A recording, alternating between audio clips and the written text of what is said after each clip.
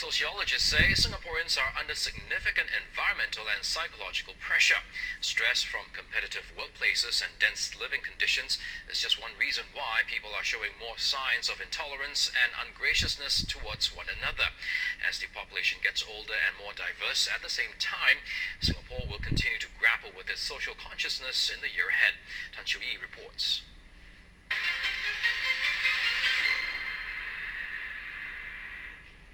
It may just be a skit, but the complaints are real, with residents voicing their resistance against a new elder care centre in Woodlands in January.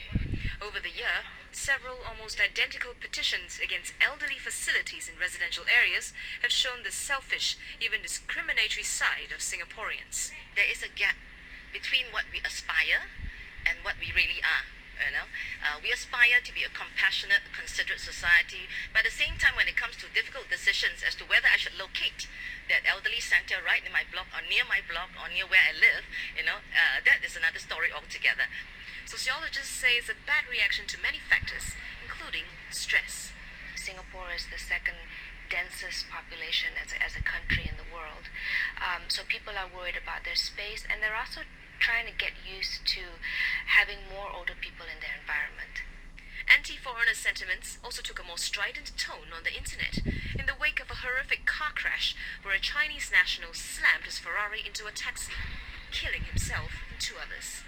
Online forums and websites were swamped with posts attacking the Chinese driver, and other foreigners living and working in Singapore were blamed for adding to the competition for jobs and space.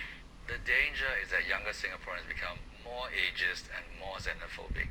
And I think this is something which society has to find ways to avoid, which means that the Singaporean dream has to be kept alive. There must be this sense that if I work hard in my society, meritocracy still works so that I can get a better life than my parents. Observers say louder voices from the ground, even negative ones against foreigners or the elderly, are part of the country's political liberalization. But there's hope ageism will dissipate as the face and perceptions of older Singaporeans change over time.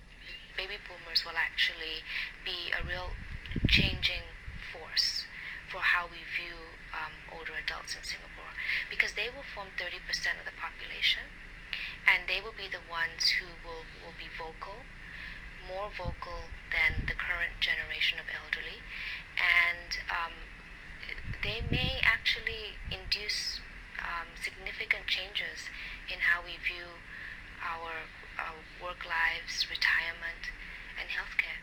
A more vocal electorate means a tougher job for policymakers, but there's a silver lining.